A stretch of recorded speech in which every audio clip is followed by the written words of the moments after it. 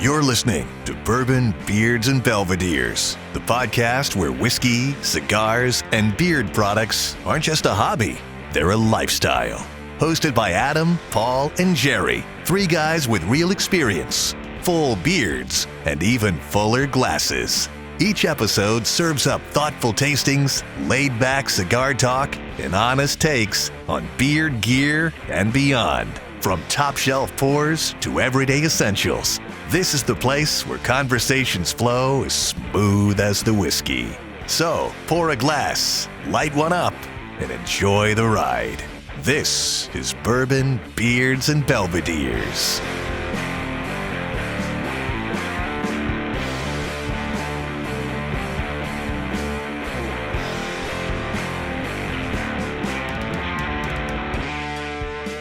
Welcome to Bourbon, Beards, and Belvederes. I'm Adam. And I'm Paul. And I'm Jerry. Today we got a fun one. We're going to do a side-by-side of these Chat Confluence whiskeys, and then we've got a new riff that we're going to throw in the mix for This Pours on Me. We got some a cigar to talk about, and I'm sure we've got some beard products to talk about as well. We're going to tell you guys all about it. Just like always, we'll start with our palate warmers. Jerry, what are you drinking? Just some Chattanooga 111. Just that good old. These next couple pours are a little bit up there in proof, so I figured I'd start with a little bit higher than typical. So, and that was sitting right there. So, gotta go with that one. Paul? I had the same mindset as you. Went even a little bit higher proof than you. I got 120.4. This is a Chat single barrel straight rye. This is one that picked up when we were in Chattanooga a month ago at the distillery, and it is fantastic. Awesome. Well, I did not go that route. I went with a lower proof point at 100 proof. This is coming from our good friends at Fire and Flask Distillery. This is batch 4. Ryan, the proprietor of Fire and Flask, has been talking up this particular batch for a while, and I gotta say it lives up to the hype. It's really, really good. There were several bottles on the shelf when I went in. So if you find yourself in the area of Lexington Green, stop in at Total Wine and grab you a bottle of Fire and Flask.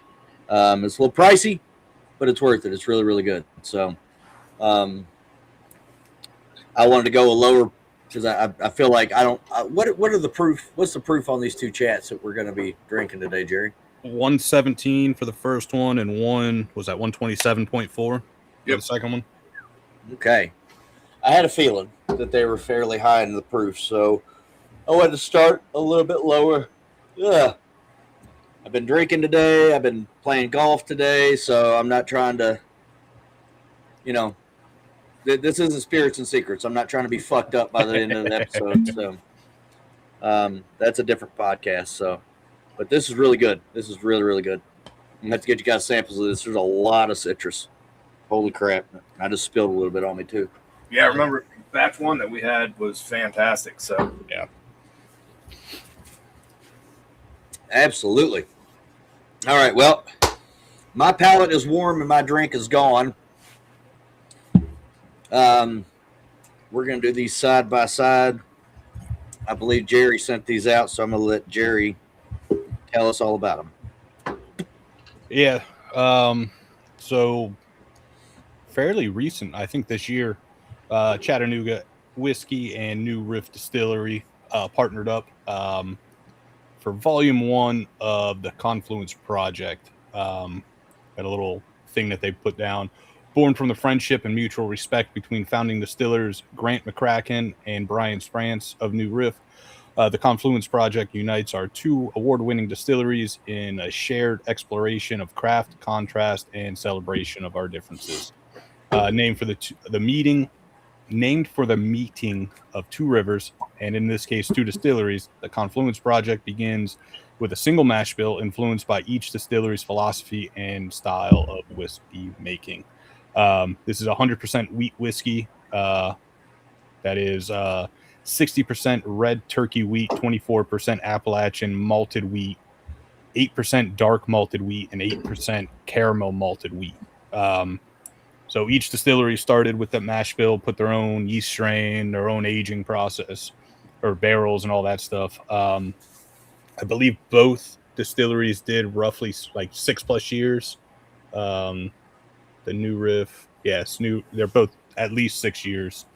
I was fortunate enough to get 2 of Chattanooga's. This first one is V1D, which was entry proof of a 111. The cooperage was 18-month season with a number 3 char. The second one is going to be a V1D or V1K, which is 120 entry proof, 18-month season, and a char number 4. So 2 different entry proofs, 2 different chars, same seasoning. The V1D is coming in at 117 proof. The K is 127.4. And they're, like I said earlier, both roughly 6+ years old. I remember liking this V1D a lot. The V1K, me and Paul tried it at the distillery, and it was fantastic. So I'm kind of excited to see how it matches up for the first one because I liked it a lot. All right. Well, first impression. Now, I'm not a big Chat fan. I don't dislike them, but I'm not as big a fan as Jerry. So I'm pretty excited to see what I'm going to think about this. But that nose on the number 1 is fucking great. Yeah, it is. A little bit of fruitiness in there, a little bit of like tobacco in there. I get like a cakey nose, like a baked sweet. Yeah, you get that malty, bready note through there. Definitely, and I don't get that on the second one at all. I should probably pour that second one. Yeah, you probably should. Yeah, it needs a second to air out. I got a big pop of ethanol went in right after I poured. It's got some proof on it, but fruit. Yeah, the nose is completely different. I don't get anything but fruit on the second one. Just I don't even know what kind of fruit. A little bit of pineapple, maybe, and some cherry. Yeah, there's definitely some cherry. It's like fresh cherry, not like candy cherry. Ooh, yeah, this one.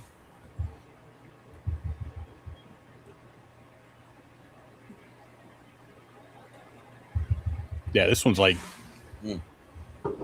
brown sugar and cherries and there is something else there.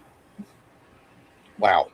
That first one is just a citrus bomb. Just fucking citrus. Now, Jerry, do you have it pulled up still what entry proofs each one of these? Because the Confluence Project, so Chat did 11 barrels of the same mash bill. And from what we could tell, the only thing they messed with was entry proof and char level. Is that correct? So the V1D, the first one that we're doing, is 111 entry proof. And with an 18-month season and a number 3 char. The V1K is 120 entry proof, 18-month season, and number 4 char. So you got different entry proof and a char 3 versus char 4.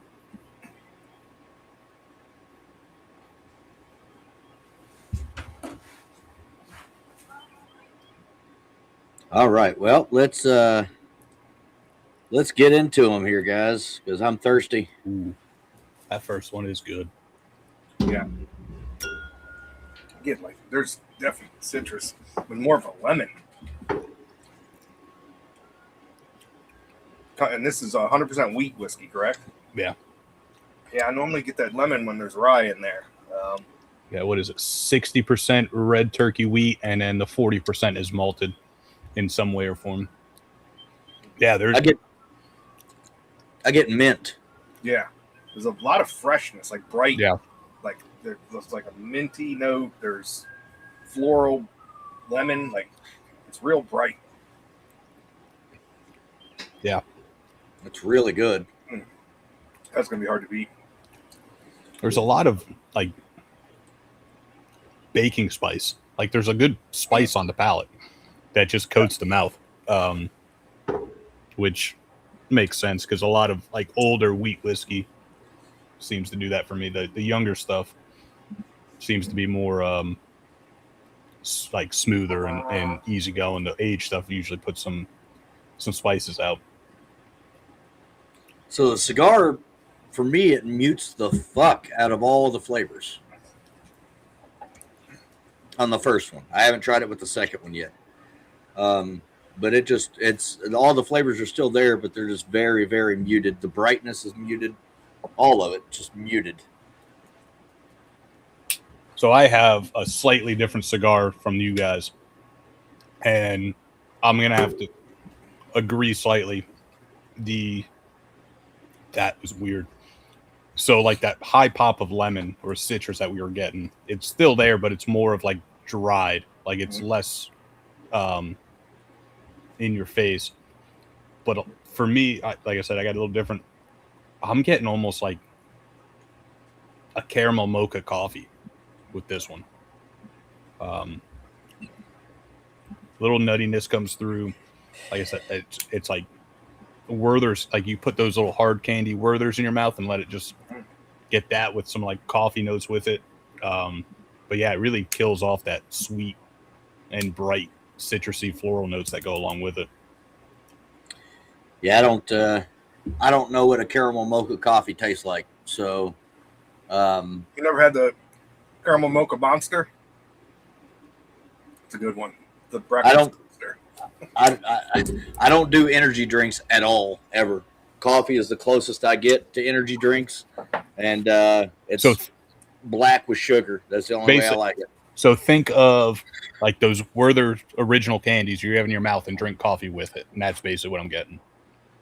Okay, well, I'm about to try that because I like Werther's and I like black coffee, but it's got to be, you know what I'm saying? I like the strong flavors. Yeah, this for me is the same as you guys are getting. I could barely pick up that lemon that I was getting like immediately before after going from this cigar to the whiskey. I mean, it's not really coffee. We got different cigars now. Like Jerry said, I get like a milk chocolate. You two have the same cigar. I have one slightly different. Yeah, it's like that lemon's still in there somewhere, but it's not up front, and it's like kind of like more of a leathery milk chocolate, earthy note. The cigar definitely changes, muddles all of those bright flavors down to something different. Doesn't make the pour bad, but I know what it is before the cigar, and I want that back. So yeah, the palate cleanse and take another sip. But yeah, we all like that bright, especially. I know me and Paul for sure definitely love that citrus, bright lemon, orange flavors coming through, which usually come through with rye. But when I find it in a bourbon, it definitely, or in this case, a wheat whiskey, definitely enjoy it a lot. But with the cigar, I like it. I don't know if I like it more or less with the cigar, but I'm happy either way. I like the cigar a lot so far. I'm in my first third, so it's nothing against the cigar, but I prefer this pour without this cigar. Maybe without any cigar, I don't know. But with this pairing right now, the whiskey's better on its own. But the cigar is fantastic. Just like I said, just getting into it, but produces a ton of smoke. Great draw. Good line. Yeah, great flavors. I had to relight once, even though I just started it, just because we were yapping. But so far so good on the cigar, just not with this whiskey. Well, with the cigar, the tapered front end of it really helps with that burn line. Yeah. Which is awesome. It does have a nice draw and has fallen, started to fall apart. I got that fixed. It has gone out a couple times, but that's because, I'm long-winded. So, but it is great. It's a really good cigar, and I wouldn't say it's not, Paul said it's a great cigar, just not with this whiskey. I wouldn't even go that far. I would say it's a great cigar. This is great whiskey. The two just aren't working together. Yeah, that's a better way to put it. Not a knock to either one. Just right. This cigar pairs probably with something different, and This whiskey probably needs some Connecticut or something lighter, so it doesn't kind of overpower the flavors in this whiskey. I'd say this cigar is probably medium so far, maybe medium plus as we get into it. We'll see, but I think you need a light cigar with this whiskey with these citrus and floral and minty notes. I'm on the back end of my first third, and it is starting to, get a little more strength to it, whatever. But it's definitely medium. But I am interested to see how it's going to work with this second whiskey that I've only nosed. I have not. Maybe I did have one drink. I don't remember what it tastes like, so I'm going to find out again. So from the nose on this one, I think the cigar might play better because I don't get any of those bright citrus, minty, floral notes. I'm expecting to find some baking spice and some darker notes in this one, but we'll see. That's exactly what you're going to find. On the nose, exactly what you're going to find. On the nose, I'm getting caramel, brown sugar, that cherry note. Mm-hmm. Nothing. You're gonna get this smells cherries. This smells like a 6 to 8 year old bourbon to me, like corn-based bourbon, not 100% wheat. But we'll see. Clean. It's you're gonna get that brown sugar. You're gonna get some of that cherry, but it's like it's almost like if you caramelize brown sugar on top of a cherry pie. That's kind of what I'm getting a little bit because I'm getting some of those bready notes too, but I'm getting that brown sugar and getting a little bit of that leather. Yeah, leather big time on the back end. Yeah. Let's see how it goes with this cigar.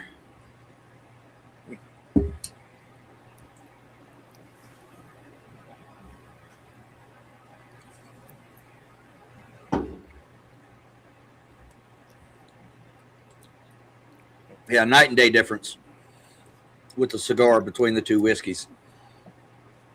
And I'm even get a this is going to be really weird to say, and you guys might get this after I say that or say this. I'm getting rolled gold pretzel with a little hint of salt. Yeah, I can see that. That breadiness is definitely there. The cigar for me, it brought out just much more butterscotch, chocolate, like the kind of the notes you were talking about on the last one. The cigar got for you. I'm getting it on this one. It's kind of like a coffee, like a sweetened coffee with some kind of caramel or butterscotch syrup or something like that in it, which is awesome. This cigar pairs well with this one.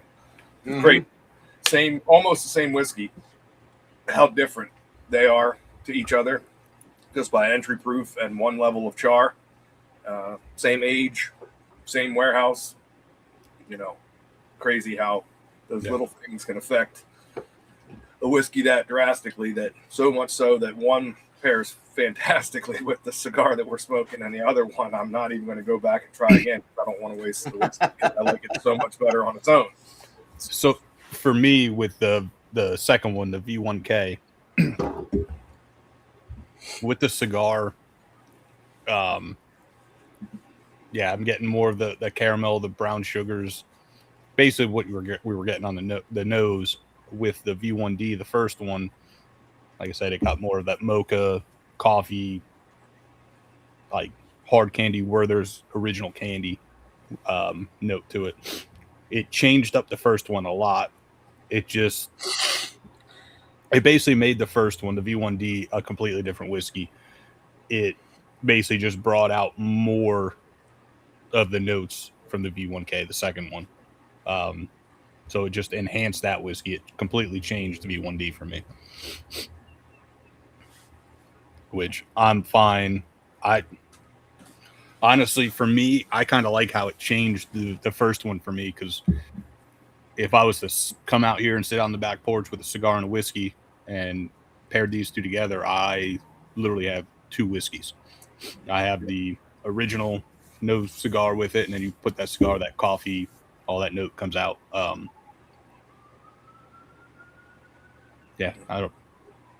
Both these are fantastic. They are. I can't decide which one I like better. And that is our goal, fellas, is to pick the one you like better. And it's kind of hard to go back and forth with 120 proof whiskeys because I'm better run out a palate cleanser because I'm already halfway through my damn can. Oh my! I got a seltzer out here, and at least like 100 proof or below, you could kind of do side by side. Take a minute. I'm gonna have to break out some of this Crow 86 as a palate cleanser in a minute here. Also, both these whiskeys coat the palate like crazy. Yeah, like underneath the gums, behind the teeth, inside the teeth, in the throat, like it's everywhere. That it does not want to leave, which is a good thing. But when you're trying to compare them and see which one you like better, it sucks. My favorite, I can tell you right now, is number 2. I love everything about number 1. I really do, especially for it being Chat, because I've historically not been the biggest fan. But I've not hated on them either. There's just been some things about their releases that weren't necessarily my favorite. One thing I really like about everything they do is the cork that they put in their bottles. That nice big cork, I really like that, and the bottle shape itself. But this is number 2 is great. Yeah, they've changed the cork over the last year or two. It used to be all one piece.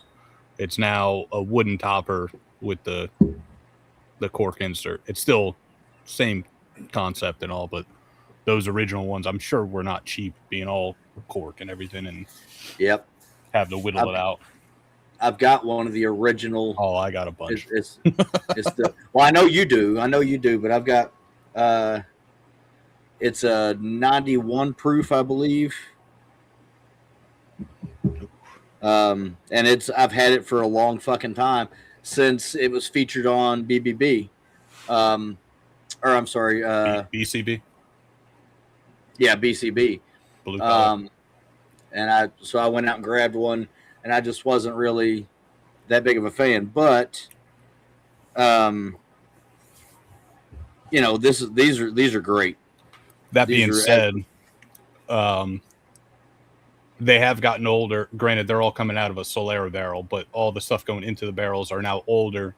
The 91 proof, I told Paul when we were there, and I say it all the time, it's good, but it's nothing like, it's not, I'm going for this 111 more so than the 91. The 91's good just for something light proof, just like basic, a starter.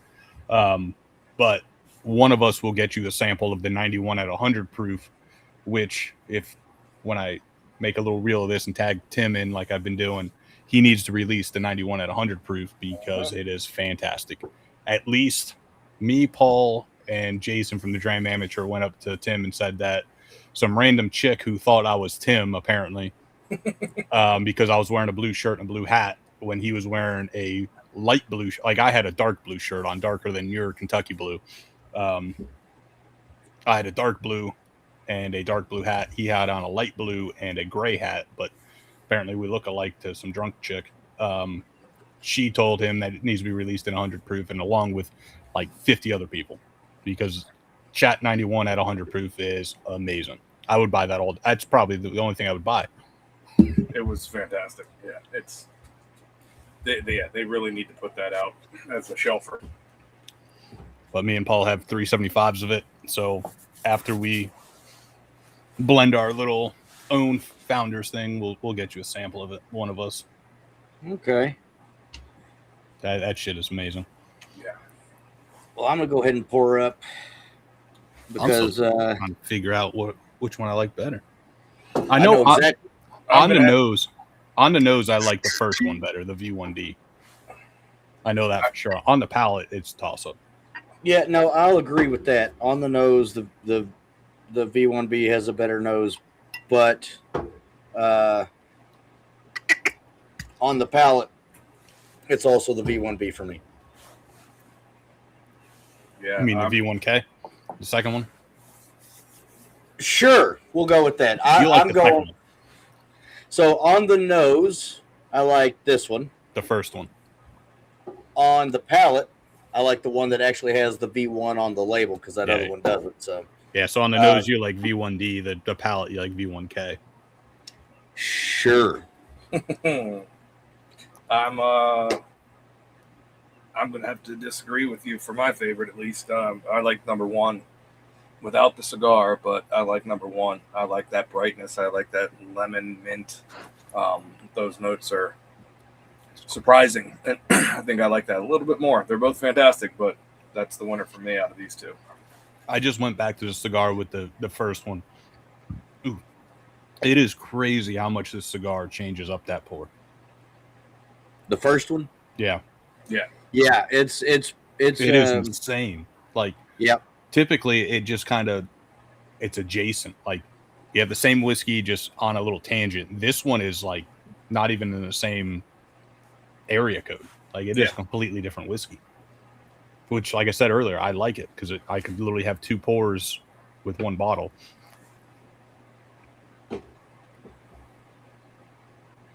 Yeah, but they're both good.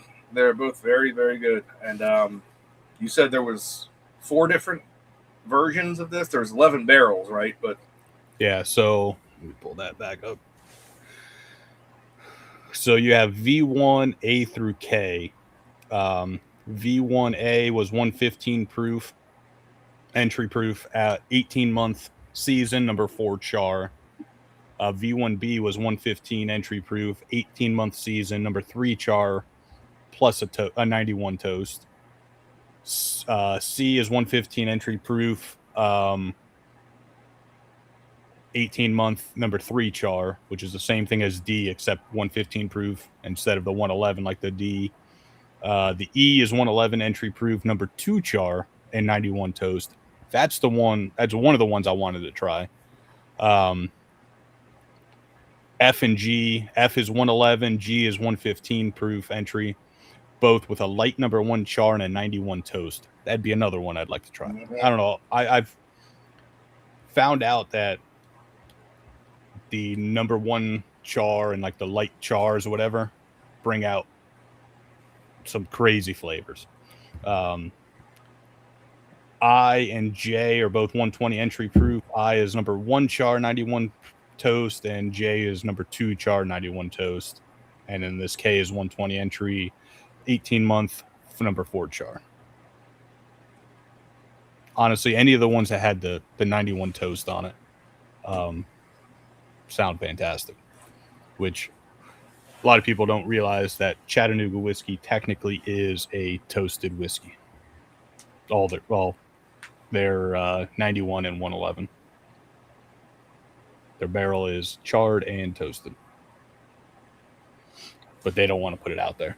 And I joke with Tim, it's like, you do realize how much you could have sold if you told everyone that it was toasted about 2 years ago.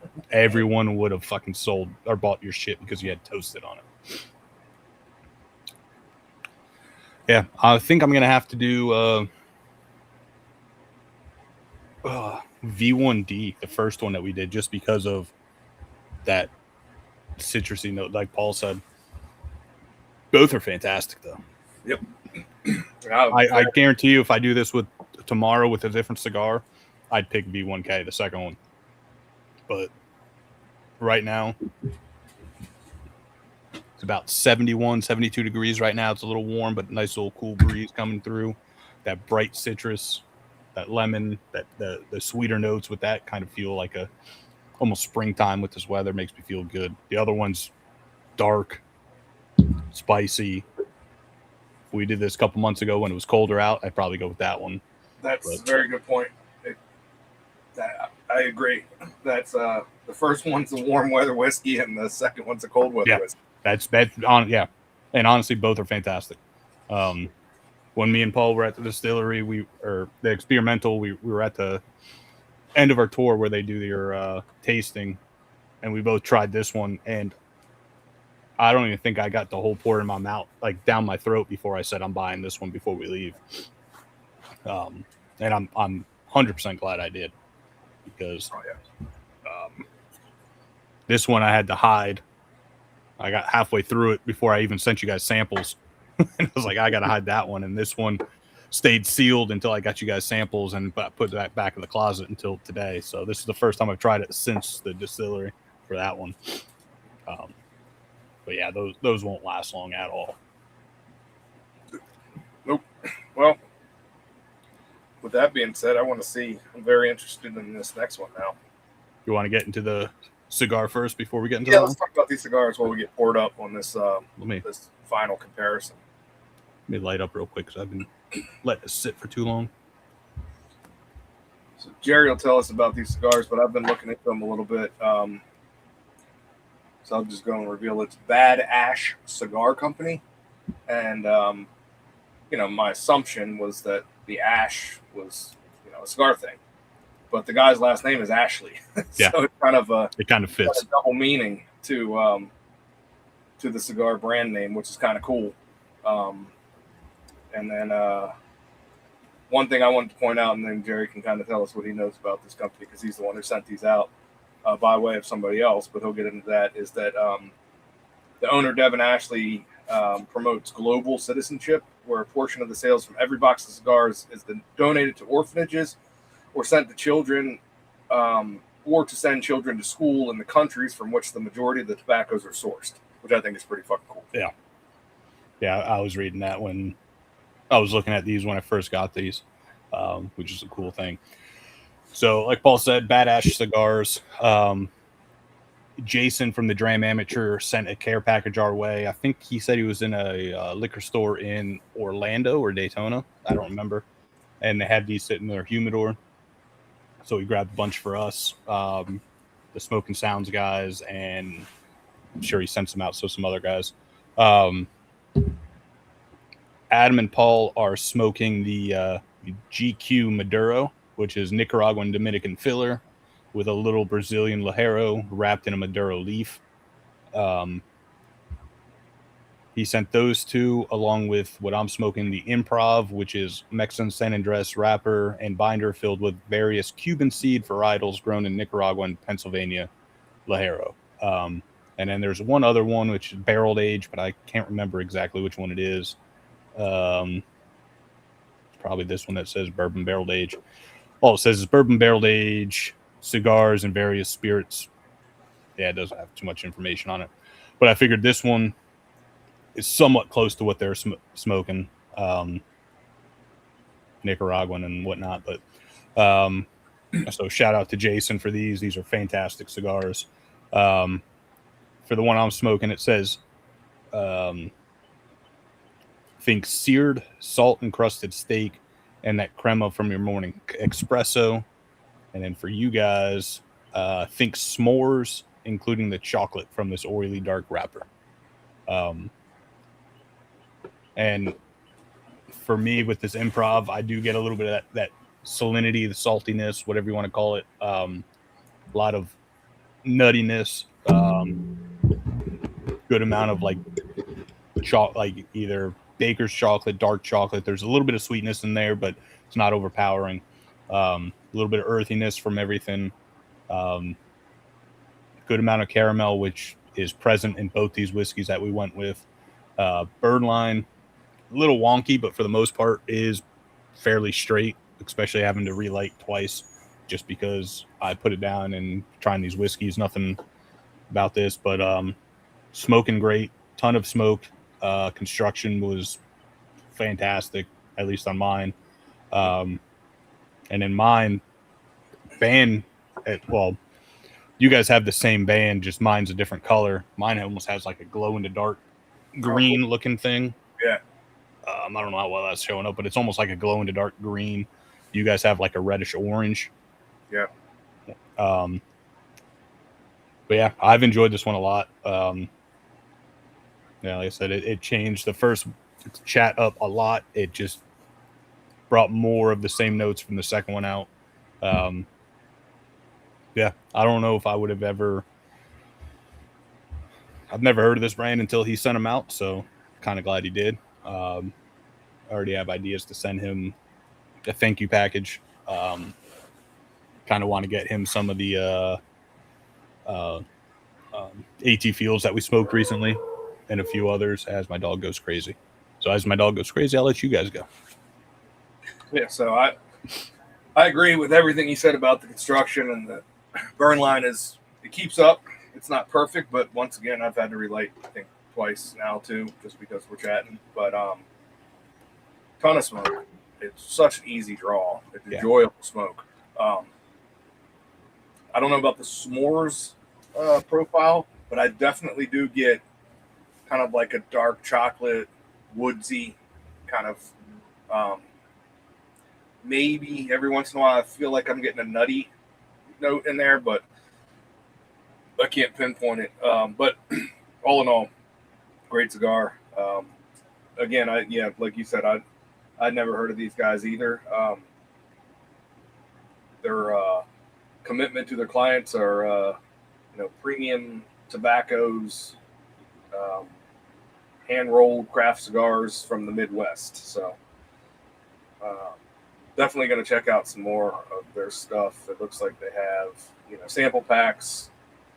Cigars they're priced about $11-12. You get a 6-pack for $69.99. It looks like with most of their stuff. They got a Nicaraguan Shade, a Habano, the GQ Maduro, which we're smoking, and a Mauve Palette. Which one were you smoking? The Improv, which is the last one on the list if you're looking at the shop now. Yeah. And so, yeah, that Mauve I was looking at, that's a Maduro wrapper, Ecuadorian binder, fillers from the DR in Nicaragua. That one is infused with vanilla.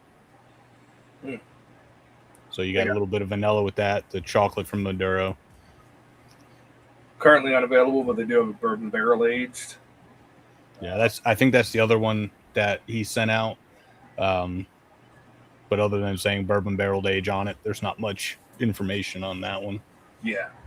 So got a variety of cigars. Like I said, the variety pack is $70 for 6 cigars. So a little over $11 a cigar, which is not bad at all because this is definitely a quality smoke.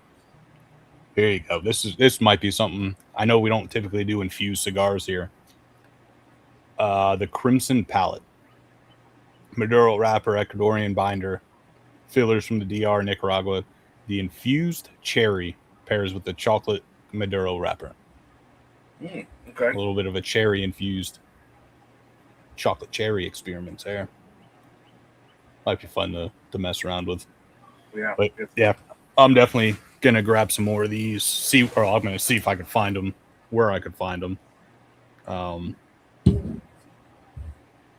Yeah, I didn't see on their website if they have a finder. They have a buy from them feature, like a shop now, but it doesn't look like they have like a store locator or anything like that. So easiest way might just be to buy from them, but it looks like they only sell 6-packs. So it sounds like you can get them in Florida. If you find them, you can buy singles on their own if you want something other than what's in the variety pack or 6 of the same cigar. It's not terrible. So I just put a 6-pack in the cart, $8.99 for flat rate shipping, and then a 3% processing and fees. So for a 6-pack, you're looking at $81 and change. But like I said, it's flat rate shipping, so you get a couple different packs. It kind of evens itself out. But yeah, I might have to see if I could find these locally. If he found them in Orlando or somewhere down in Central Florida, maybe I could find some. Yep. Or make my way down that way. All right. Well, yeah. No, I mean, I'm enjoying it. What about you, Adam? Oh, yeah. Like I said earlier, it's gone out a couple times, but that's my fault. There was a bit of an issue with it coming undone. Got that fixed. No problem. Burn line's a little fucked up. Also my fault. But otherwise, it's a great cigar on its own. Getting a lot of those notes that you talked about, and it's just, I mean, great all around. So I'm glad to have it, glad to try it out, glad to try it with these whiskeys. I'm anxious to try it with this new riff, just to see what that's going to be like. But yeah, all around great product. Ooh, I'm getting into that new riff. I'm jumping ahead, fellas.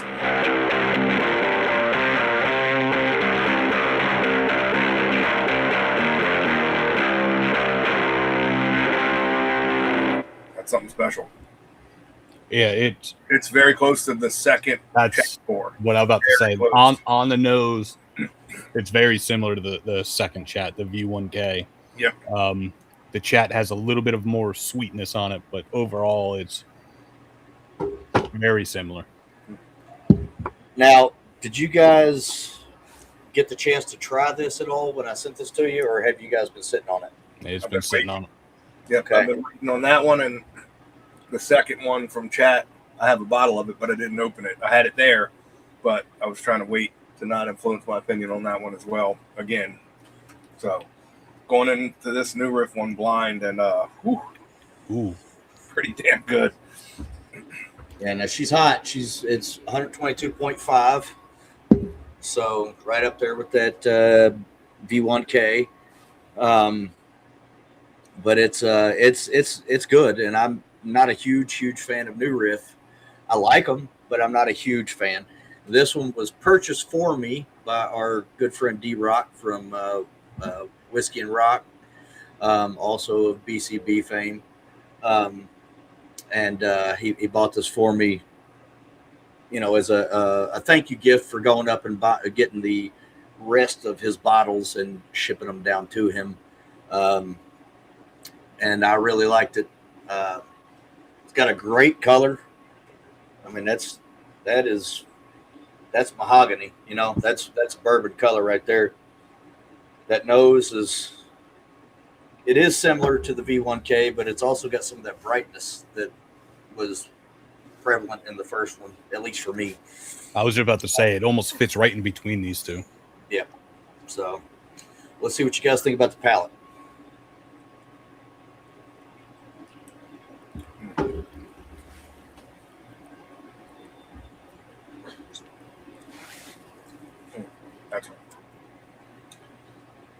I'm going from the cigar now because this is the second sip I've had.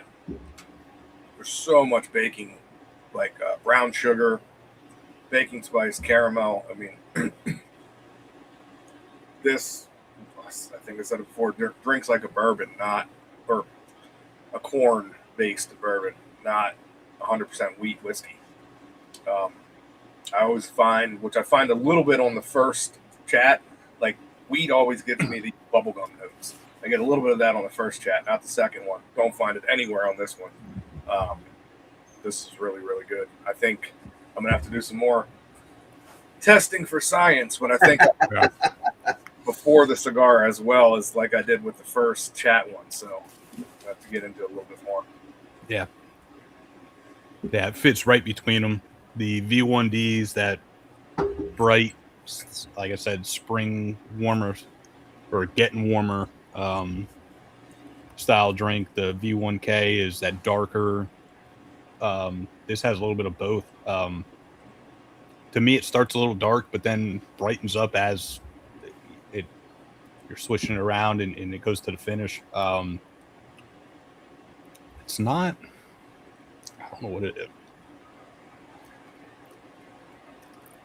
I guess I could see a little bit of lemon in there, but it's not as bright as the first Chattanooga. Yeah. But still all that caramel in there. Another great mouthfeel. Like Paul said, the baking spices, the baking stuff is in there. That brown sugar, the cinnamon, all the spices.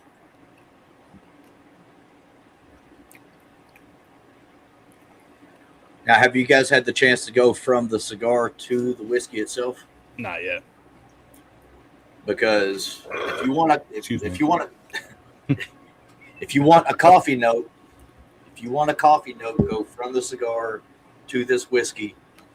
Man, that is coffee.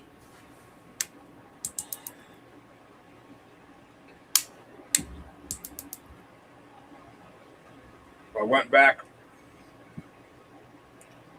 from the New Riff to the second Chat, and they're so similar. Get more caramel on the New Riff. That's what stands out to me. It's like that just fucking Hershey's caramel syrup that comes in that brown plastic jug that you squirt on ice cream. That's what it is. It's kind of like this fake kind of caramel, but delicious. The kind you just want to open the fridge door when you're drunk and squirt it into your mouth. I've definitely done that. We all have. So, what am I? About halfway through with this cigar. Starting to get like a salted caramel note to it. So you add that to all these whiskeys, and I don't really get that coffee note like I was getting with the first Chat with this one, but that I could kind of see like a right around like that. There's that nuttiness. There's a little bit of that chocolate, a little bit of the caramel, the salinity or saltiness. It's right there, but it's not like that full blown coffee like I was getting off the first one. Then again, I'm smoking a slightly different cigar than you guys are. Yeah, no, I pick up that going from the cigar to this one. I do pick up that coffee note, but it's more like the coffee like some 25-year-old's going to order today, where it's just, mostly milk and sweeteners and flavors and soy, almond extract and shit. And there's probably one shot of coffee in there. It's definitely not like a deep, rich coffee like that I'm going to drink. Yeah. But there is that hint of that coffee drink there, that I don't really get before the cigar. Before the cigar, it's caramel bomb. I'm not sure which one I like better, with the cigar or without the cigar. Yeah, I'm gonna have to pour more of this one. Yeah, I don't know if Pour there it a is little bit. I don't know if there is a like better. It's just they're both good. Good. I mean, yeah, but Good. it's different experience with the cigar definitely, and without the cigar, because you get different notes are in the forefront. They're all kind of still there, but without the cigar, it's more caramel. With the cigar, it's more of this coffee drink that you would get at some, liberal hip fucking coffee shop in some city I don't want to live in. That new riff without the cigar for me is caramel, baking spices, and some cherry notes, which is fantastic. And I went back to the chat, the V1K, the one that I liked more. And I got to say, for me, the new riff is going to win out of all three of these. That's just my personal opinion on it. All three of these are fantastic whiskeys. But that new riff is really, really fucking good. Mm-hmm.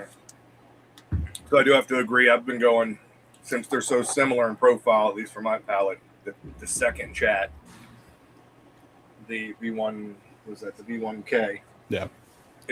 For my palate, it's very, very similar to this new riff. So I've been going back and forth with them, with and without the cigar. That's what I've been doing. I agree with you, Adam. I think this new riff is the winner between those two. But since I picked the chat number one, the first chat with all the bright, citrus notes and stuff, as my favorite of the two chats, I'm going to now, once again, for science, go back and forth Always. between those two and see, because in my mind, in my opinion, I should say, these are very different pours. They're not similar like the other ones are. So this will be a good side by side, I think.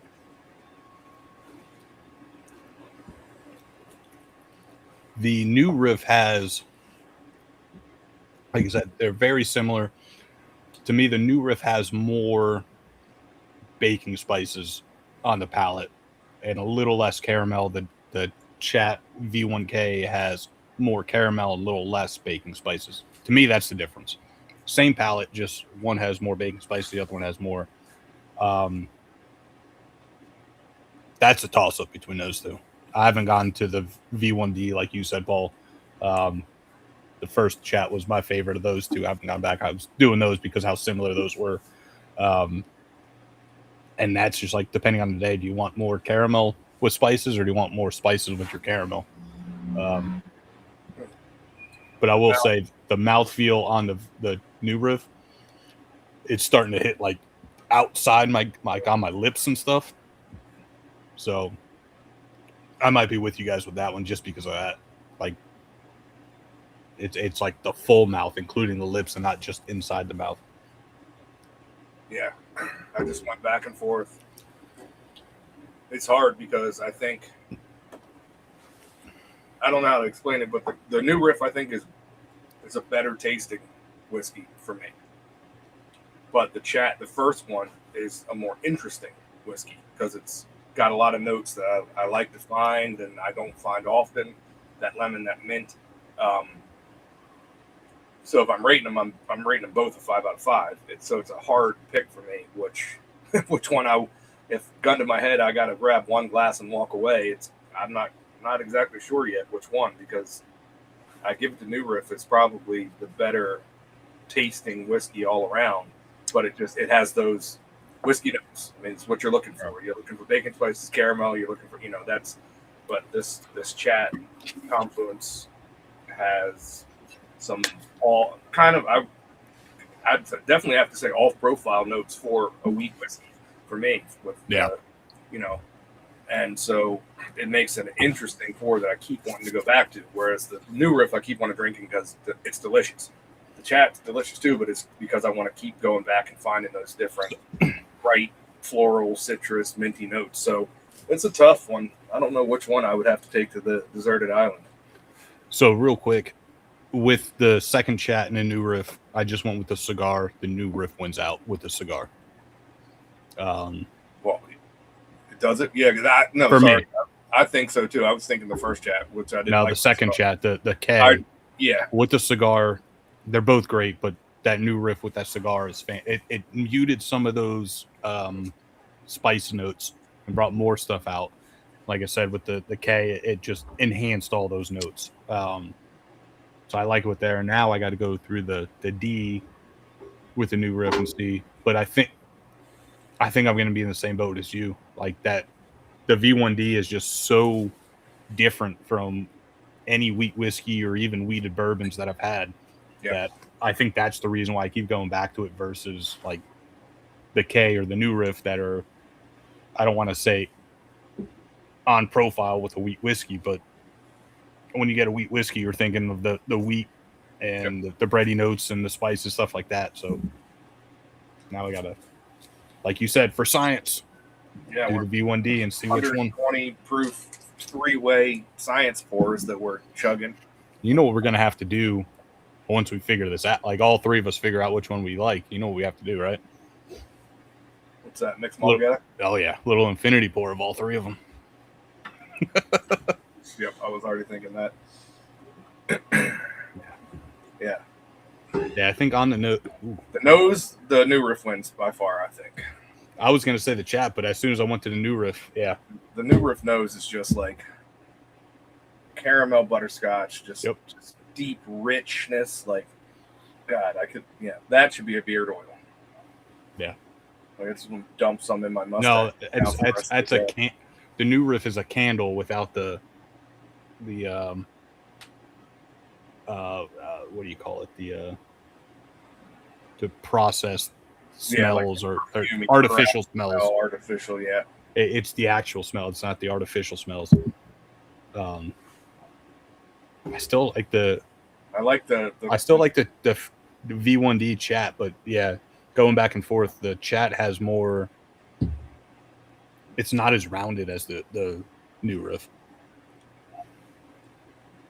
Still love that citrusy pop that you get kind of on the sides of your tongue. It's all over the place. I mean, that's one where I could drink until I can't drink anymore because every time I take a sip, I'm finding something else. I'm finding, there's citrus, there's floral, mint. That's what I hate. Like, I love doing blinds and side-by-sides, but when you have two different profiles, I hate it.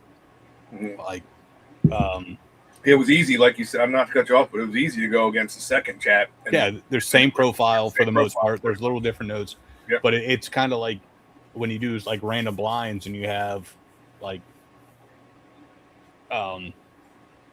you do rise, you have like the floral rise, you have the minty rise, you have the dill rise. Like there's different profiles of that, and to me, I like all of them. It just depends on what mood I'm in, and that's based like this. Do I want the citrusy brightness of the Chat, or I want that caramel butterscotch, like just completeness of the New Riff? Like it's hard to go back and forth and figure out which one, but I think the cigar is gonna figure it out for me once I go back to it.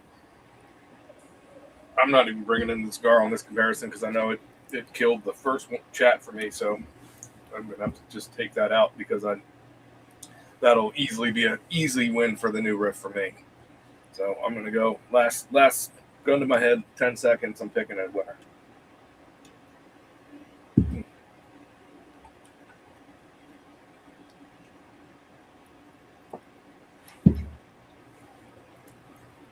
All right, it's New Riff. New Riff, it's just such a good whiskey. I really like the complexity, all the different notes I'm pulling out of that chat. But the New Riff, that pour right there, that barrel that we're drinking is fantastic. All three of these are fantastic. Don't get me wrong. This is trying to pick the best out of the best. But if I'm going to a deserted island, I'm taking this bottle out of these three. The New Riff wins for me.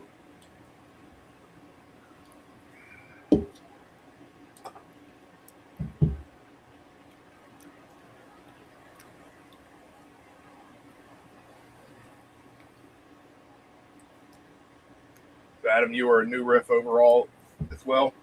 Yep. So, Jerry, 10 seconds. Pull the trigger. Which one are you taking? So without the cigar, like I said, it's a toss-up depending on which profile you want. With the cigar, I'm liking that coffee. I'm still getting that coffee, like the caramel coffee, the salinity with the chat. So with the cigar, it's the Chat V1D out of all three of these. Without the cigar, it might be the New Riff.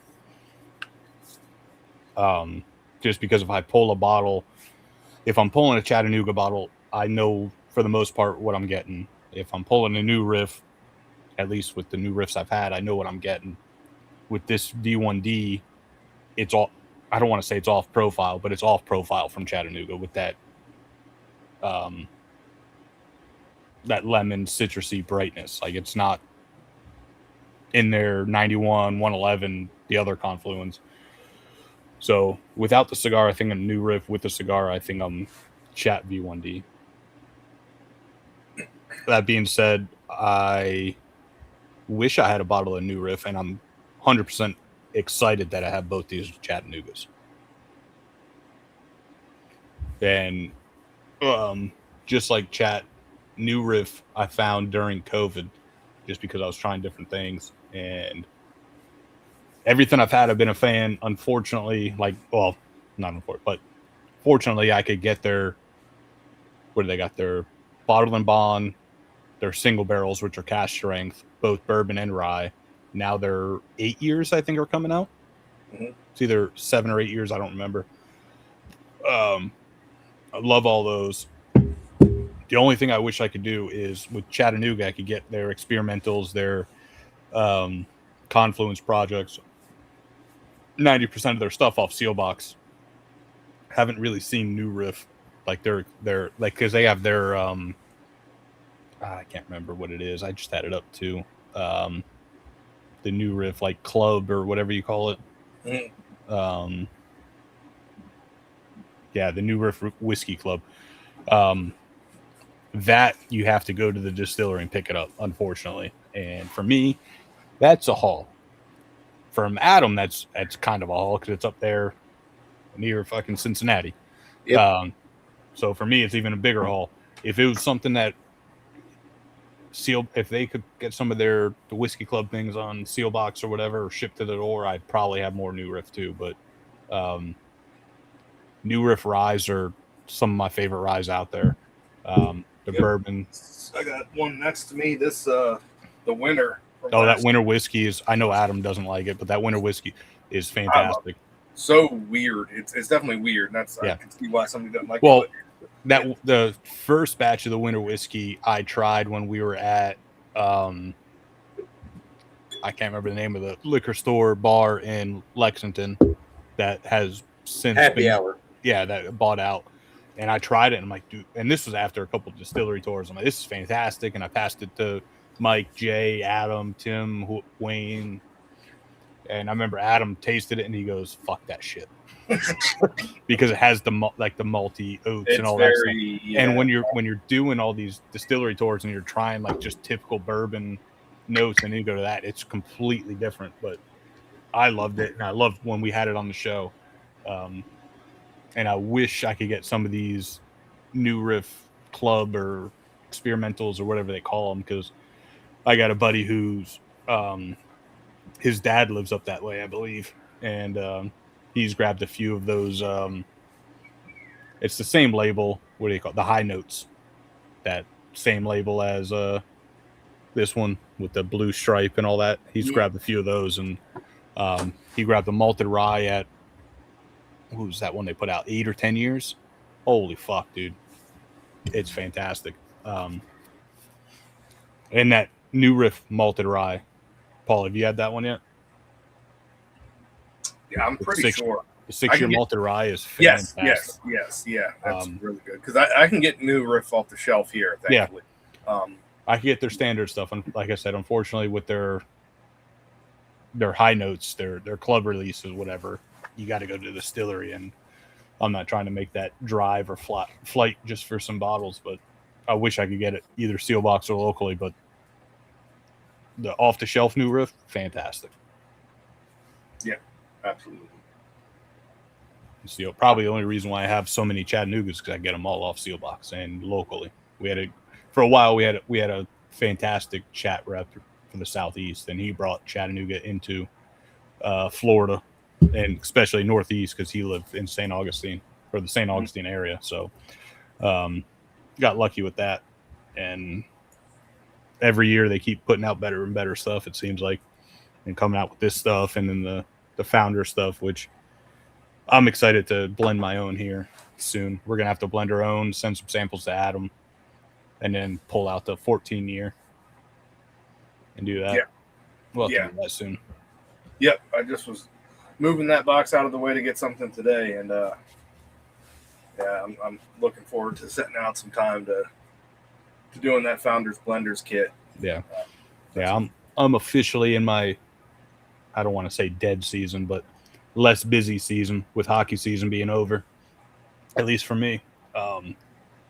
So I got some time that I'll be able to sit down during the weekends or whatever and blend some stuff together. Feel like a mad little scientist. Yeah, no, it'll be cool. It's a cool little kit that they had there at that Founders Day event.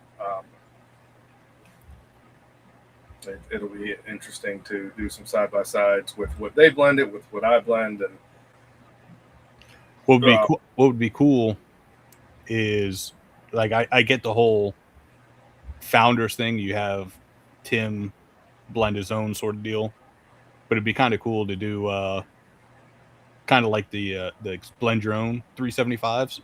Mm-hmm. But you let Tim blend his own, you let Grant blend his own, you let I can't think of his name right now, the other co-founder, Jesus Christ. But yeah, you just let even Tiana, their new master blender, you just get like either a 3 or 4 pack of their own blended Well, I guess you could do a 3. You have the standard Chattanooga or Founders, which Tim does, and then you can do Tiana, Grant, and I gotta figure this out. This is gonna kill me. That would be cool to see what their blends are, and kind of once you finish your blend, side by side it with what their palates align with. That would be kind of cool. With that being said, as we talked about before, for science, I got about the same amount left in all 3 glasses, and this is the end of my samples for the first chat. Berry owns that bottle. I own the second chat bottle, which is disappointing because that's the third of 3 for my palate, and that's the bottle I have for myself. And the New Riff was Adam's bottle that he sent samples. I think I drank too much of that one, but oh well. They are going all in one glass, and I have a Traverse City Whiskey Company glass. I have a glass that, I thought it was blank, but there was something there. Oh, that's a Kentucky Bourbon Festival glass that it's almost illegible because it's been through the dishwasher, and a Dark Arts Whiskey House glass. So Dark Arts wins because we're going to use some of Macaulay's Dark Art wisdom to see if this 3-way blend can find some magic. Real quick, talking about Dark Arts, we do that tasting. I finally watched the virtual tasting that was put on 420 that included Macaulay from Dark Arts, which was hilarious because he was blitzed out of his mind. It was fun. I was on. You watched it. Yeah, you watched it after the fact. I watched it live. It was that's we're talking about our flagship whiskey. Shout out Tim Swiat. Check him out for his all his bourbon ventures as far as corporate tastings and things like that. He does a fantastic job. He's got an awesome collection, awesome palate, and he's such a cool, just personable guy. That tasting was insane. There was what 1, 2, 3, 4, 5, 6, 7, 8, 9 tasting, not 9 samples on that tasting. I think. Yeah, normally we get 4, minimum of 4 different distilleries. I'd say 4 to 6 typically. Yeah, it's a minimum of 4 because there's usually 4 distillers or 4 distilleries, and some send 2 samples, some send 1, some send 3. That night was like 9. Yeah, samples. Macaulay sent 3. What was that? The NF distillery or NF something sent 4. Yeah, it was insane. There was all different kinds of spirits going on that night. And talk about Dark Arts, that blunt blend. Holy shit! Like, there's been some past, but that tasted and it smelt just like you take the Swisher Sweets grape blunt or Swisher the cigar, if you want to call it, and you make your own blunt with it. That's exactly what it tasted like or smelled like. For some reason, that like it had that obviously grape because the blunt blend is Armagnac and cognac finish, or Armagnac and I can't remember what the other finish is, but it's definitely grapey and stuff. But you get that grape in there. There's a little bit of like dankness or whatever. That blunt blend is fantastic. Yeah, but that Mizunara toasted is their flagship, whatever. It's still amazing. Everything he blends together is fantastic. He's got during that, Zoom, he was telling us that, that blunt blend came out of kind of a joke with the cigar blend. And somebody did a cigarette blend that I've had before that I thought was kind of funny. So other people are playing around with that cigar blend, Well, he said it before. Someone asked him if he was going to do a cigar blend. He goes, no, because I don't know which whiskeys go with cigars. I don't smoke cigars. I smoke blunts, so I do a blunt blend. He's got that trademarked, I believe. He's got that trademark. He's got the sweet and sour mash, which honestly, blend, which is cool. Which was great. Yeah, so that sweet and sour mash is a sweet mash blended with a sour mash whiskey, finished in a honey barrel. And I am notoriously a hater of honey finishes. Yep. That honey finish is amazing. It's that one and the Penelope. It's the only they're the only two I've ever really.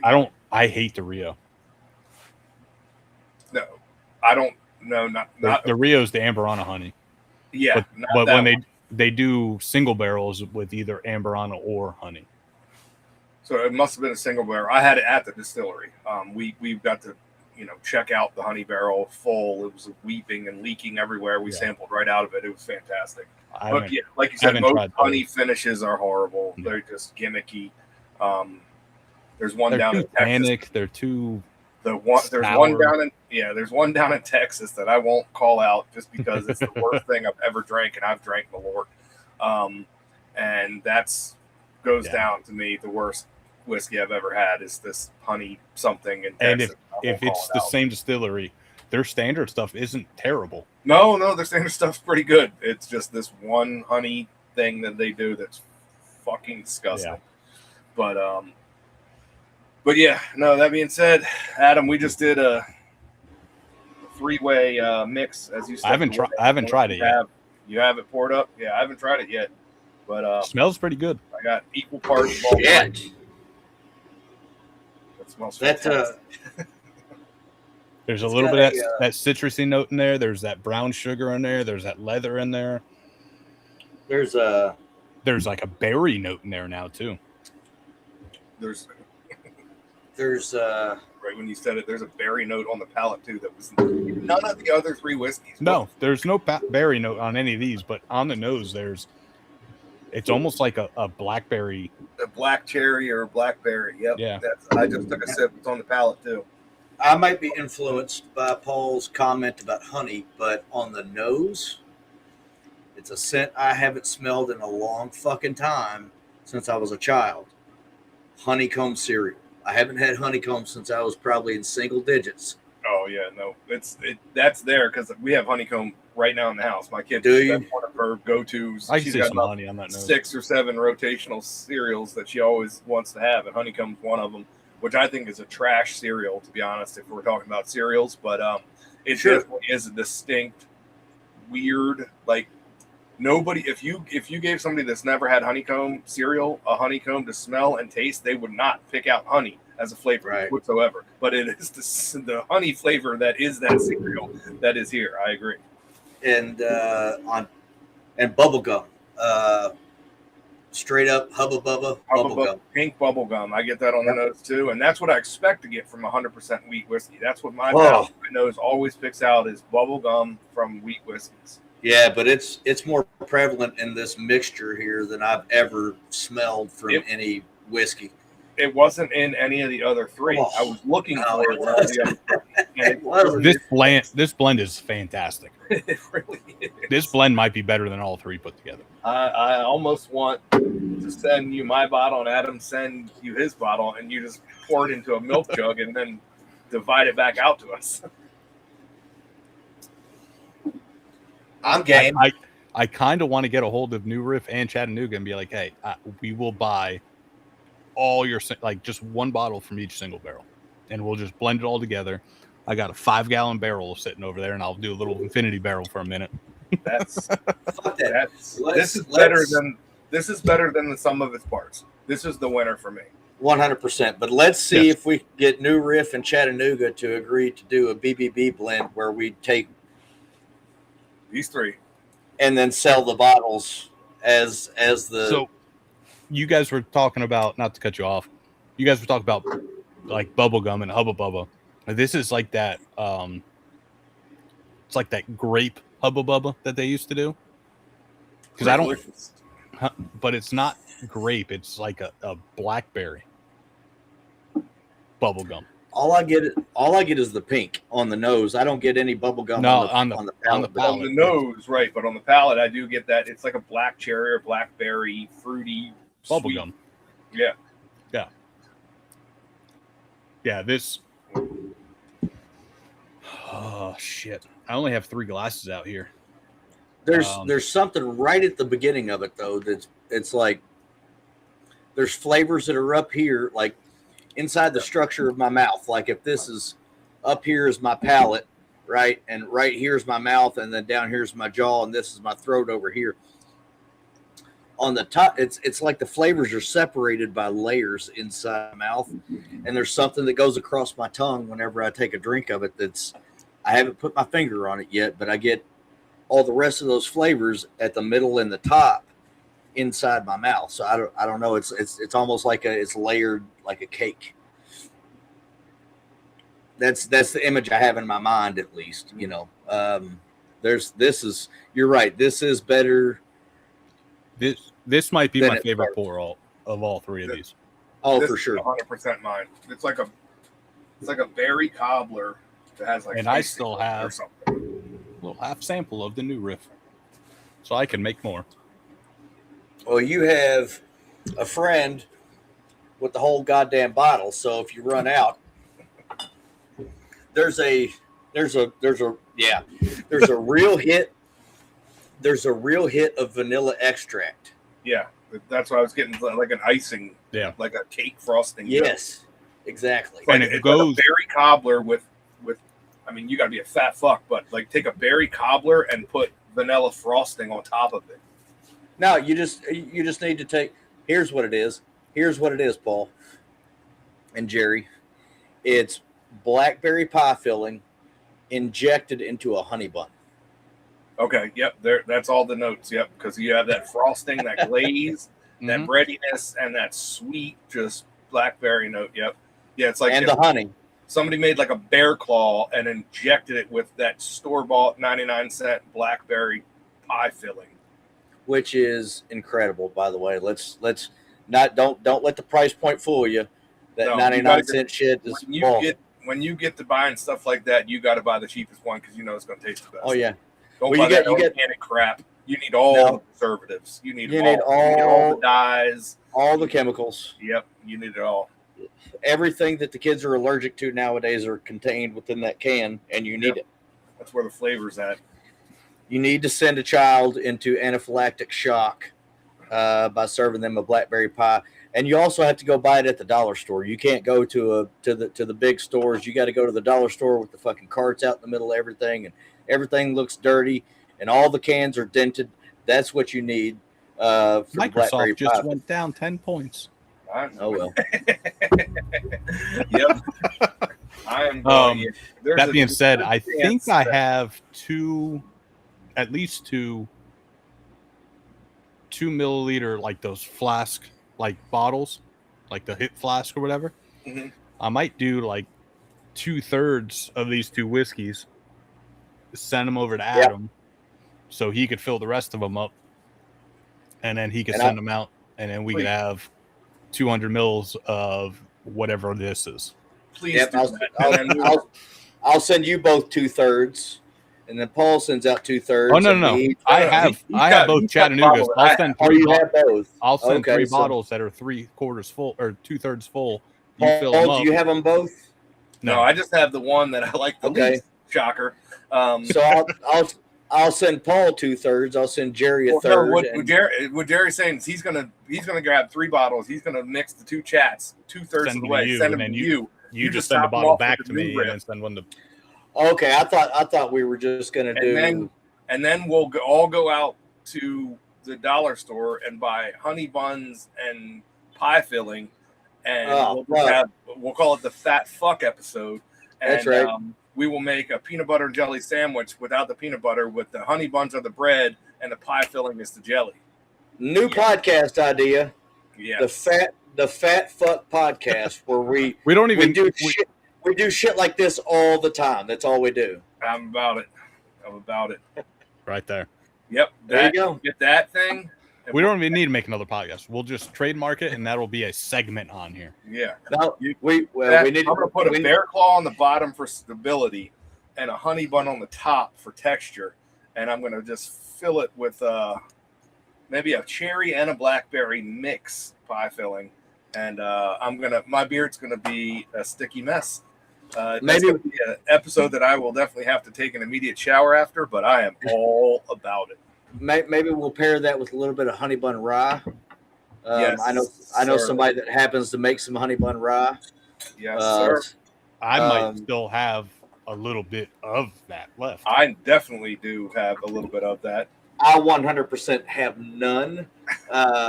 So we'll have to make that happen, because that turned out close. Pretty damn good, I gotta say. Yes, sir. But batch 2.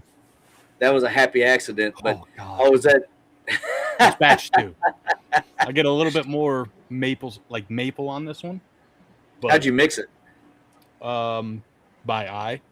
I got 3 glasses out here that I poured roughly the same amount and mixed them together. We're not scientific right now. I got some beakers and stuff inside that I could go scientific if needed to, but. So when I get lower in the glass, it's weird. Usually I sit and mingle because I got some cigar to finish. I don't notice generally that the nose changes over time. To a degree, it does, but when it gets this low in the glass, I don't notice that it's any kind of a whole lot different from the rest. Right now, what I'm getting is, do y'all remember around Easter every year, there are these little malted eggs that come in a tiny egg carton? Yep. On the nose, that's what I'm getting right here, right now. Yep. So a little bit of fruity flavoring with some chocolate malt, which generally, historically, anybody that listens to this show and you two know that I'm not really a big fan of the malt, but it's doing it for me right now. This is that's crazy that it would change like that. 3 different whiskeys poured into a glass, and I guarantee you nobody's done this other than us. We're probably the first ones to mix all 3 of these whiskeys, and it happy accident, but it turned out really well. and apparently it changes. It morphs over time, which is coincidentally and totally off subject, one of my favorite X-Men. I wish somebody would put morph into a movie. It hasn't happened yet, but this is really good. And I mean, all three of these, but both companies know what they're doing when it comes to whiskey. There's no question about that. Chat has really stepped up their game over the years, as has New Riff. Yeah. And these three together are just stupid good. So if anybody out there is listening to us and happens to have all three of these Confluence whiskeys, or any combination of them, just highly recommend that you mix a little bit of all three, just for your own edification. This is, you want to test what we had to say against what we've actually said. So these are great. This New Riff. And if you have other new, what was the proof point of this New Riff? 122.5. So if you have a different New Riff or different Chattanoogas, let us know. We'll do a little sample swap. Oh, we definitely will. We'll do some experiments for science, obviously. We will walk these to your door. Definitely not through UPS or USPS. This definitely will not be shipped that way because it is 100% illegal. We will walk it to your door, but we will do some sample swaps and do some experiments for science. But when we walk it to your door, we fully expect that you will be sharing the rest of your whiskey collection with us.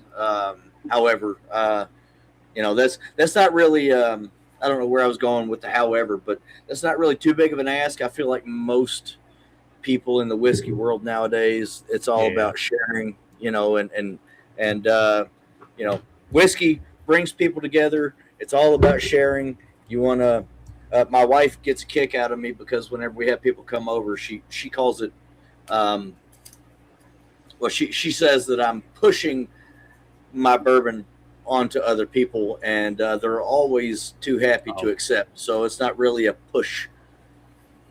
If I have someone come over or someone like, hey, have you tried this? And I'll be like, yeah, I got a bottle at the house. If you want to try it, I'll get you samples. Next thing you know, either they're at my house drinking too much or I'm giving them like 6 different samples. That's one thing that I love about whiskey and cigars now too, is seeing what everyone thinks of either the bottle or the cigar and comparing notes and different palates. Cause obviously everyone's palate's different. You guys had the same cigars, same whiskey, and you guys were getting similar notes, but different notes. I had a different cigar and we were all good. But it's fun comparing everything and seeing what people like and don't like. And obviously, I'm a big Chattanooga fan. You guys, not so much. Adam likes Heaven Hill. Me and Paul, not so much. So it's always fun hearing what people like and comparing what they like and trying it and all that good stuff. So I'm right there with you. I will, if someone wants to try whiskey, they are trying too much whiskey when it comes. Like, I will throw everything at them. You don't like that? Try this then. Oh, you do like that? Yeah. Try this. Try this one. It's a never ending. Or the Louisville trip that you missed, Paul, that I brought the half bottle of GTS and half bottle of WLW, and we finished it in a night and a half. Like, I buy them, I drink a third of them, sample some of it out, and I just like, oh, you're not going to be able to try this? I'll bring it over to you, and we will finish the bottle. That's what it's all about. If I find something good, I want other people to experience how good it is too. I like to savor it myself, but I got a lot of shelfers and minus $50 bottles that I know for my palate are better than $300 bottles that people buy. So I can drink those any day of the week. When I find something cool like these kinds of things, it's all about sharing. It's all about experiencing it with other people, and so that's the fun part of it. Yeah, and while we're on that subject, I gotta give a shout out to Paul. He's been telling me about Catoctin Creek for a long time, and I had some really good Catoctin Creek recently, and then I bought that. I bought a bottle similar to it, and I'm gonna have to make sure you guys get some samples so you can test it out. But holy shit, I've not been able to stop drinking it, and that's problematic because it's $80 for the bottle. It's good stuff, though. Oh, it's that, really the Roundstone cast proof. It is, yes. Yeah. It's a single barrel picked by Total Wine, which everybody's got their problems with Total Wine or liquor stores in general, or just big box stores, whatever. But holy shit, it's good. Holy fuck, it's good. Wow. So if I can get some more of that at a lower price, that'd be great. But whatever, it's worth the money. It's just you can't allow yourself to go through the bottle so fast, Right. Yeah. No, Chattanooga Creek is local to me. They're fantastic. They put out great everything stuff. they make. And I think we talked about it last episode, that Paul gin. I didn't send you guys samples of that because I'll have to make sure I get samples in that case. It just made it pop in my head because the only one I have out here is their Applejack, which is fantastic too. And this is like sub $25. But that Paul gin is it's this beautiful pink color in the bottle. And it's like strawberry and pawpaw, I think, infused. It's so good. Obviously not whiskey, but when it comes to good gin, I'm a fan. I'm not a Christmas tree gin guy, but this is a more citrus forward, fruity gin, and it's fantastic. I thought I sent you samples because the bottle's it's crazy. I can look up in my cabinet and I can see if a bottle's about a third of the way done. It's usually because I pulled 3 samples out of it right when I got it and sent them to you guys and set one aside for me in case I end up finishing it. But I think I might have just drank a third of this one by myself. But I sent you samples because it's that good. So I don't have any of that pinkish hue in the sample box. It's like a bright, like hot pink color. I think they use like some carrot or beet juice or something to kind of bring out that that color, because the pawpaw and the strawberry don't bring it out. That's there for the flavoring, but they color it with something else. But it's fantastic. It's really good. So I got samples up there ready to come to you guys. I'll make sure that gets in there. Oof. It's really good. I'm trying to think if I have any other Chattanooga Creek stuff in the back of the cabinet, Adam. I'll make sure you get some of that too. I'm trying to think if I have anything. I know they did. There's some bottles I've bought in the past where they've done some special releases other than the guar stuff that I may still have up there. I'll have to just get up on a stool and check in the back and see what I got. But we'll definitely have to get Scott and Becky on. Yeah. And definitely have them been on to their distillery, done the tours, done the tastings, done every single cocktail class, probably in the neighborhood of 20 to 25 cocktail classes over the last 5 years with them. They started in COVID when everybody was locked down in their homes. They sent out Zoom links, and you pay like $10 just for their time, and then you go buy. They send out the ingredient list, and we all make 3 or 4 cocktails together on a Friday night, and it was fantastic. My kid got into it with me, so I was getting Gatorades and different Kool-Aids and sodas and stuff, and she would make her own versions of the cocktails alongside with us. And they continue that on for a couple seasons. They just wrapped one up a couple months ago. So it's just a fun time to get on Zoom and make cocktails together with other people that are enthusiasts, and they're just fun people. So yeah, we'll definitely have to get Scott and Becky on. Yeah, and we're gonna have to ask them if they know how to get their hands on those guar bottles, because I want them, all of them. I'll never touch them. I'll never get it. I'll never drink them.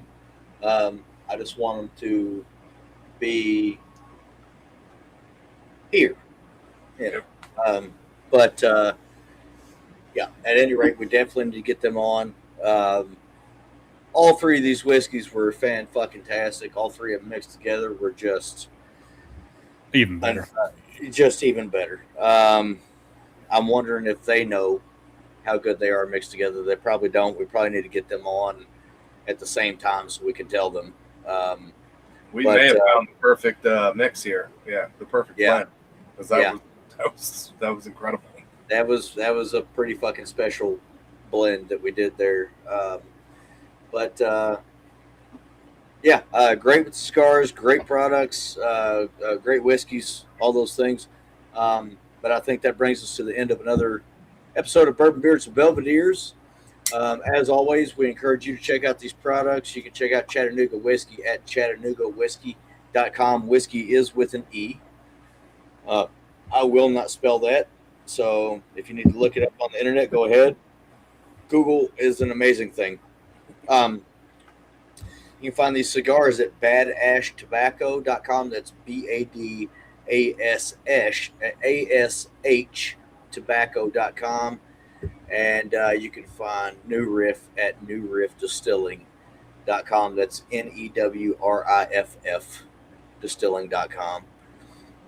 As always, we encourage you to support your local veterans and active duty military members, LEOs, first responders, firefighters, all those folks that are out there putting their lives on the line for us. The least we can do is support them, especially veterans. Veteran suicide is a real problem, and part of that has to be because they don't feel like they're supported when they come back home, and we need to make sure that they feel that. If they're on drugs or homeless or whatever the hell, there are charities out there to help them out. There's rehabilitation centers that work specifically with veterans. We need to make sure that these folks know that we appreciate what they did for us. Also, you want to support children in your area, disenfranchised, exploited, kidnapped, all these. It's a fucked up world out there, and it doesn't seem to be getting any better. I think it's probably because it's more just in our face. I saw a comedian yesterday that was talking about how shit's not worse now than it used to be. It's just that it's more in our face, and I think he's right about that to a degree. I also think that because there's more people in the world, there's more assholes in the world, and they'll do some fucked up shit. And I met a veteran the other day whose daughter falls into that category. I'm not gonna tell the story because he didn't necessarily give me permission to do so. He may be coming on the show at a future date, and I'll leave that up to him to discuss. But it's sickening, and I about fell to my knees. It was just awful. The story that he's got to tell. It's just so. Make sure it takes a village. Let's be the village that raises children right. That make sure they're safe, that they're taken care of. I'm a father. Paul's a father. So shit like that, it kind of hits hard for people with kids, and you don't really know how scared you can be about the world until you have children. So let's be vigilant and help take care of those children out there. Until next week, enjoy your cigars and your spirits responsibly, and cheers. Cheers, guys.